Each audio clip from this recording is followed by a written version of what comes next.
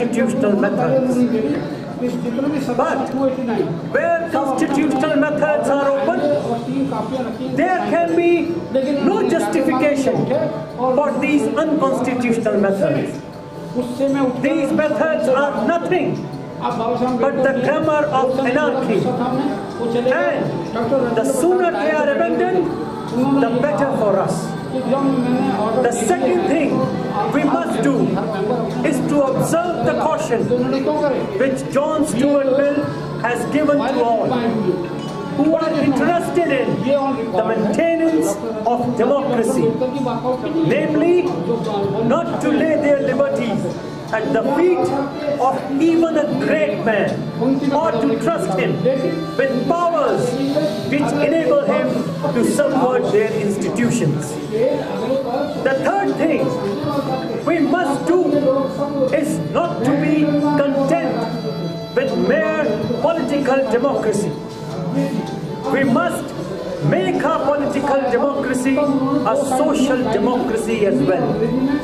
Political democracy cannot last unless there lies at the base of it social democracy. What does social democracy mean? It means a way of life which recognizes liberty, equality and fraternity as the principle of life. Who are you to ask me this question? These principles of liberty, equality and fraternity are not to be treated as separate items ruling of the chair, ये याद रखेगा तब राजेंद्र प्रसाद को नेहरू के signature करते। बाबा साहब अम्बेडकर का तो number उन्होंने मना के लाए दूसरे कांग्रेसी सीनियर लोग पैर पकड़ के। बाबा साहब गलती हो गई, वो जानते हैं आप इगोइस्ट हैं, नेहरू आप जानते ही हैं, अब तो चलिए जो होना था वो हो गया। जब तक आया जब तक 25 लोगों ने साइन कर लिए। अब मुझे ये भी एतराज है, जब ये स्टैचू बन रहे थे फरवरी 2018 में बेसमेंट में एक कमरे के अंदर इनको सीक्रेटली बनाया जा रहा था। जैसे ही मुझे इसके बारे में पता चला तो आपको जानकर ये ताज्जुब होगा कि ये स्टैचू जो आज बाबा साहब का हाथ अब अगर मुंह पे देख रहे हैं ना, ये मुंह पर नहीं था। इसमें बिल्कुल ऐसा था कि बाबा साहब जब पंडित संकल्प करवाता है तो पानी डालता है फूल से, पत्ते से, पत्तियों से या लोटे से, तो वो पानी इसके हाथ बाबा साहब के हाथ में डाला हुआ था। वो पानी को सर के ऊपर फेंक रहे हैं संकल्प लेते हुए। तो जब बाबा साहब अम्बेडकर ने बौद्ध धर्म ग्रहण कर लिया, बुद्धिस्ट बन गए, तो उसके बाद उनको हिंदू धर्म के अंदर क्यों वापस लौटाकर दिखाया गया है, ये मेरा पहला ऐतराज़ है, नंबर 1। और हिस्टोरिकल ऐतराज़ है कि बाबा साहब अम्बेडकर के जीवन में ऐसी कोई घटना नहीं घटी जहां उन्होंने कोई संकल्प लिया हो। एक और संकल्प तो हिंदू धर्म का एक वो पार्ट है, ऐसा उनकी संस्कृति, उनके बायोग्राफी में धनंजय कीर की जो पुस्तक है उसमें ऐसा कोई जिक्र नहीं। और उसके बाद ना जाने कितने लेखकों ने बाबा साहब के ऊपर PhD करी है और बुक्स लिखी है, कहीं भी इसका रेफरेंस तक नहीं आया संकल्प लेने का। आज बाबा साहब अम्बेडकर को इस स्थिति में बैठा हुआ दिखाते हुए मुझे दुख होता है कि बाबा साहब अम्बेडकर नीचे घास के ऊपर बैठे हैं सूट बूट में, इंसल्टिंग वे में, और संकल्प नाम का उनके जीवन में कोई घटना ऐसी नहीं घटी। मुझसे ये कहा गया हम इसको हटाने के लिए तैयार हैं, आप गुजरात की एक फर्म है जिन्होंने सजेशन दिया उनसे बात करो। वो यार इस जगह को एक्वायर कराने में जितना मेरा अपना पर्सनल योगदान रहा है इसको बनवाने, एक्वायर कराने और यहाँ तक पहुँचाने में, और गुजरात के लोगों का इसमें क्या योगदान है या क्या उनकी से है, बाबा साहब के इतिहास से, लिटरेचर से, साहित्य से कोई मेल नहीं खाती। तो मुझे क्यों कहा गया कि आप गुजरात के लोगों को मना लीजिए तो हम हटा लेंगे। गुजरात के लोग मेरे ऊपर कोई वो नहीं है मास्टर, या मेरे ऊपर कोई अथॉरिटी नहीं है, या बाबा साहब के ऊपर लिखने वाले नहीं है वो, मैं उनकी क्यों मनाने जाऊँ और मेरा क्या उनसे नाता है। तो इसलिए ये हटना चाहिए। ये बाबा साहब के ऊपर एक बहुत बड़ा डेरोगेटरी इंसल्टिंग वे में बैठाया गया है, इसको मैं सरकार से कह रहा हूँ इसको तुरंत हटाइएगा। ये हमारी भावनाओं को ठेस पहुँचाता है। इस संदर्भ में मैं बन गया, अब नॉमिनेट हो गया हूँ दिल्ली माइनॉरिटी कमीशन का मेंबर, बुद्धिस्ट मेंबर। मैंने वहाँ के चेयरमैन को भी लिखा है दिल्ली माइनॉरिटी कमीशन के कि एज ए बुद्धिस्ट मेंबर मैं ऑब्जेक्ट करता हूँ जब बाबा साहब अम्बेडकर ने बौद्ध धर्म ग्रहण कर लिया तो उसके बाद उसको हिंदू धर्म का आइकन बनाकर, लीडर बनाकर दिखाना, ये गैर कानूनी तो है ही, हम लोगों की भावनाओं को ठेस पहुँचाता है बुद्धिस्टों को। इसलिए मेरा ये मानना है कि इसे तुरंत हटाया जाए और Delhi minority commission central government का जो ministry of social justice and empowerment है उसको नोटिस दे कि आपने बुद्धिस्टों की भावनाओं को ठेस पहुंचाई है, इसलिए इसे हटाया जाना जरूरी है, अन्यथा आप पर लीगल कार्रवाई होगी। ये मेरा ऐसा मानना है। इसके अलावा मैंने और भी कुछ इसमें कमियां देखी हैं धार्मिक दृष्टि से, वो मैं उसी जगह ले जब पहुंचाऊंगा तो मैं उनका उल्लेख करूंगा। ये सबसे पहला संदर्भ है जो बाबा साहब को डेरोगेटरी और इंसल्टिंग वे में यहाँ दिखाया गया है, इसे तुरंत हटाया जाना चाहिए, अन्यथा देश में एक आंदोलन खड़ा होगा और ये इसका मैसेज जाएगा, इनको हटाना पड़ेगा, मजबूरी में हटाएं या नहीं तो फिर मुझे लीगल कार्रवाई करनी पड़ेगी। मेरे पास तो लीगल कार्रवाई करने के अलावा कोई है नहीं, तोड़ फोड़ में मेरा विश्वास है नहीं, मैं अम्बेडकराइट हूँ, तो इसलिए मैं चाहता हूँ इसको तुरंत भारत सरकार यहाँ से हटाने के निर्देश पारित करे। इसके अलावा कैन साहब यहाँ पे एक स्लोगन पहले लगा हुआ था जो आपके कहने से वो हटाया गया, उसके बारे में थोड़ा सा बता दीजिए। यहाँ जो स्लोगन यहाँ पहले कोई नहीं लगा हुआ था, ये तो बाद में आप लगाया है। संकल्प नाम का स्लोगन बीजेपी का नारा है, संकल्प पर्व, संकल्प उत्सव, संकल्प दिवस, संकल्प हवन।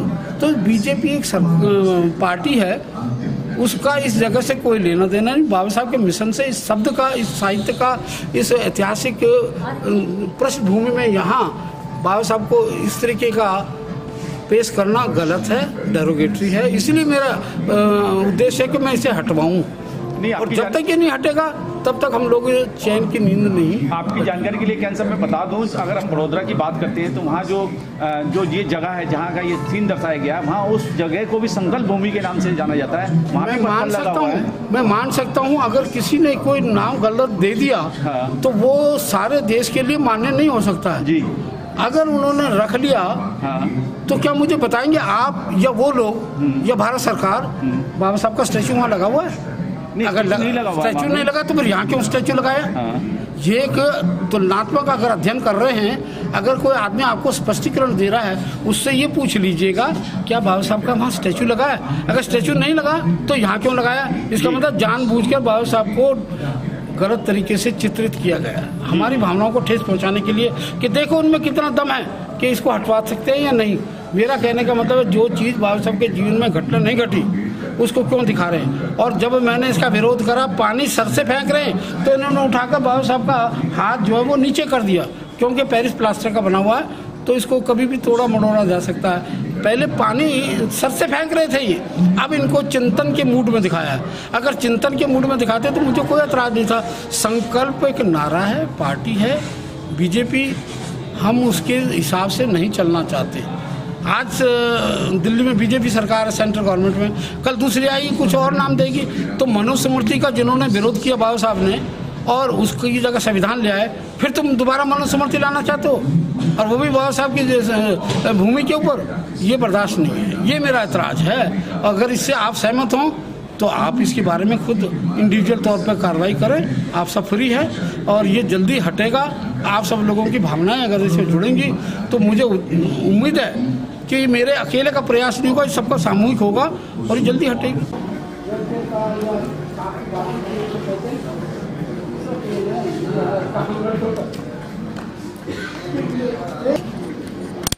आज हम खड़े हैं 26 अलीपुर पे और देखा जाए तो आज हम इस जगह का भ्रमण कर रहे हैं जहाँ बाबा साहब ने अंतिम सांस ली थी। तो यहाँ पे बहुत बड़ा ये होल्डिंग लगा हुआ है साइमन गो बैक, जबकि साइमन कमीशन जो है इस शोषित पीड़ित वंचित समाज को बाबा साहब के माध्यम से कुछ देने के लिए आए थे।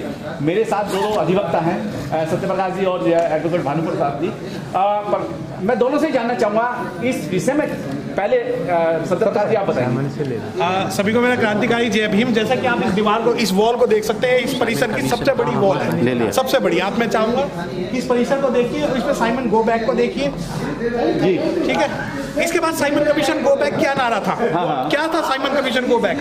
जब एंग्लो इंडियन, मुस्लिम और सिख को रिजर्वेशन मिल चुका था, उनका रिप्रेजेंटेशन आ चुका था, तो भारत में डिप्राइव्ड और डिप्रेस क्लास की कम्युनिटी को रिप्रेजेंटेशन देने के लिए साइमन कमीशन आया भारत, जिसको भारत के लोगों की वास्तविक स्थिति, यूएस भारत के लोगों की वास्तविक स्थिति बतानी थी कि इन लोगों का कितना प्रतिनिधित्व संविधान सभा में दिया जाए या इनको शासन या सत्ता में कितनी भागीदारी दी जाए। जब भारत के मनुवादी लोगों को ये बात पता लगी कि एक ऐसा ब्रिटिश ग्रुप भारत में आ रहा है जो कि ये देखना चाहता है कि यहाँ की डिप्राइव्ड और डिप्रेस क्लास को कितना रिप्रेजेंटेशन मिले, तो उन्होंने साइमन गो बैक के नारे लगाए। और उनका कहना ये था कि ये जो गोरे लोग हैं इनमें कोई कालों का प्रतिनिधित्व नहीं होना चाहिए, काले मतलब जो डिप्राइव्ड और डिप्रेस क्लास थे। तो साइमन गो बैक जब भारत के लोकतांत्रिक प्रक्रिया में पहला स्टेप जब डिप्राइव्ड और डिप्रेस क्लास का संविधानवाद की तरफ बढ़ा, साइमन गो बैक के नारे लगे इस भारत से, क्योंकि ये कभी नहीं चाहते थे कि भारत के अंदर संविधानवाद की स्थापना हो। तो साइमन गो बैक का ये जो नारा दिखाना है बाबा साहब के लोकतांत्रिक सपने का जो पहली रुकावट थी, ये वो रुकावट थी, क्योंकि बाबा साहब डॉक्टर भीमराव अंबेडकर ने बहुत बार ब्रिटिश गवर्नमेंट को यहाँ के डिप्राइव्ड और डिप्रेस क्लास के लोगों के बारे में लिखा। उन्होंने कहा कि एक ऐसी कमेटी गठित हो जो भारत में लोगों का प्रतिनिधित्व शासन और सत्ता में बढ़ाए। लेकिन ये जो साइमन गो बैक आज आप यहाँ पर देख रहे हो, इसका मकसद कहीं ना कहीं बाबा साहब डॉक्टर भीमराव अंबेडकर की लोकतांत्रिक जो भावना है उसका विरोध करना है। एडवोकेट भानु प्रताप जी, आप क्या कहना चाहेंगे इस विषय में? देखिए, डिटेल में आपको भाई सत्य प्रकाश ने बता ही दिया, लेकिन मैं इसमें एक बात जरूर कहना चाहूँगा। बाबा साहब के इस मेमोरियल में इतनी बड़ी दीवार पर ये जो लगा हुआ है, जो लोग जानकार हैं वो तो जानते हैं कि सच्चाई क्या है, कि साइमन कमीशन क्यों आए और किन लोगों ने क्यों विरोध किया, उसका क्या डर था जिसकी वजह से उन्होंने साइमन कमीशन का विरोध किया। लेकिन यहाँ कोई अगर अनजान व्यक्ति आता है जिसे इतिहास की जानकारी नहीं है जी, वो इस पोस्टर को देख के, अगर आप देखें साइमन कमीशन गो बैक, सीधा सीधा आपको साफ नजर आ रहा है जी जी जी, तो कोई भी अनजान व्यक्ति ये सोचेगा कि साइमन कमीशन का बाबा साहब ने विरोध किया, क्योंकि मेमोरियल बाबा साहब से जुड़ा हुआ है जी, बाबा साहब का मेमोरियल है, यहाँ सारा सब कुछ बाबा साहब से ही संबंधित है, तो इसे देख के इंप्रेशन गलत जाएगा।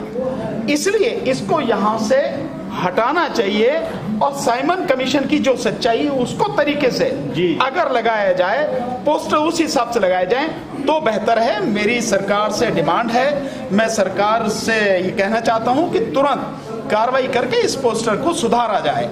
और जिस भावना के तहत साइमन कमीशन आया था, माननीय बाबा साहब के प्रयासों से जो ये काम हुआ और जो वो यहाँ उसने देखा, उस भावना को दर्शाते हुए ही यहाँ पर पोस्टर लगाए जाने चाहिए, यहाँ पर लिखित सूचना प्रॉपर तरीके से होनी चाहिए।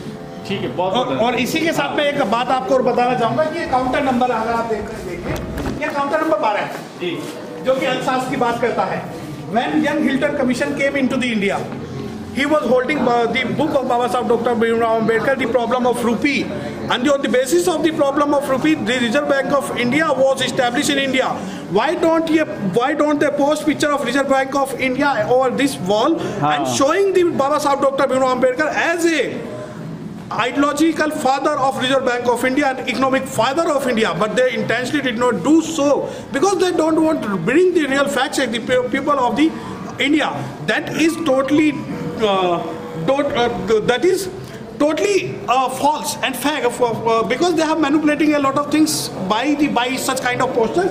But I'll show you economics extraordinary. So बाबा साहब का इसमें मुझे इस पूरे परिसर में कहीं ये नहीं नजर आया कि बाबा साहब डॉक्टर भीमराव अंबेडकर ने रिजर्व बैंक ऑफ इंडिया की स्थापना की है, किसी भी रिवर जो नदी घाटी परियोजना है उसकी स्थापना की है, श्रम की स्थापना की है, मंत्रालयों की स्थापना की है। भारत को एक नेशन बनाने के लिए जो भी काम बाबा साहब डॉक्टर भीमराव अंबेडकर ने किए हैं वो यहाँ पर अप्रत्यक्ष रूप से छुपा दिया गया है। मैं इस बात को आगे बढ़ाता हूँ, अगर आप देखें कि एक बार शायद 3-4 साल पहली बात होगी, जी न्यूज ने बहुत डिटेल में कि बाबा साहब ने नेशनल लेवल पे किस तरह के काम किए, जैसे जो आपका भाखड़ा नागर बांध वगैरह और आपका ये योजना आयोग वगैरह, ये सारी चीजें जो बड़े बड़े काम का गठन करना, हाँ वो सारी की सारी चीजें बहुत डिटेल में उसमें दिया गया है और कम से कम वहीं से ले लेते, तो वो सारी की सारी चीजें यहाँ पे दिखनी चाहिए ताकि पता लगे लोगों को कि बाबा साहब का असली वर्ग कितना महान था, कितना बड़ा था और देश को किस तरह से वो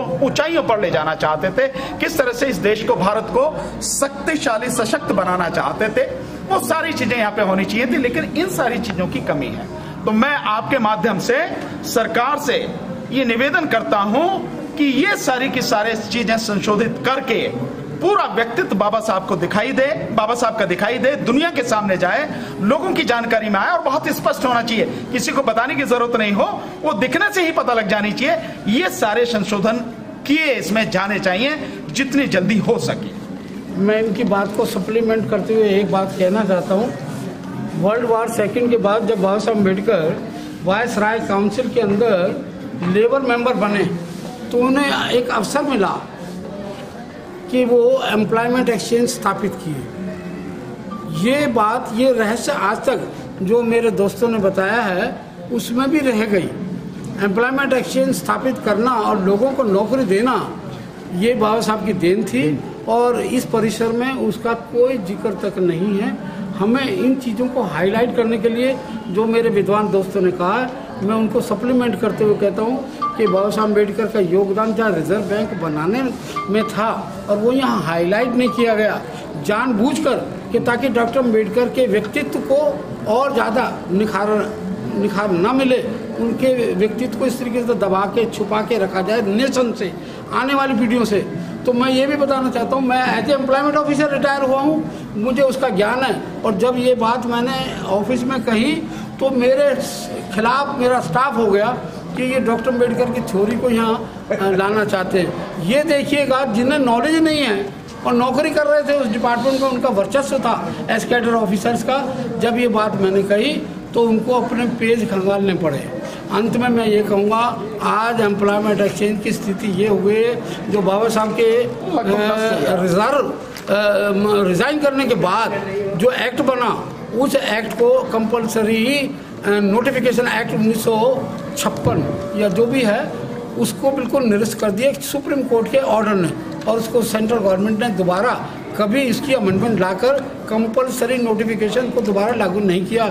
और नतीजा ये हो रहा है, आज सरकारी नौकरियों में आरक्षण एम्प्लॉयमेंट एक्सचेंज से जो पहली सीढ़ी थी दिलवाती थी वो ख़त्म हो गया है। इसीलिए वो ज़रूरी है कि बाबा साहब अम्बेडकर के योगदान को जहाँ दोबारा परिभाषित किया जाए उसमें इस बात को ज़रूर रखा जाए।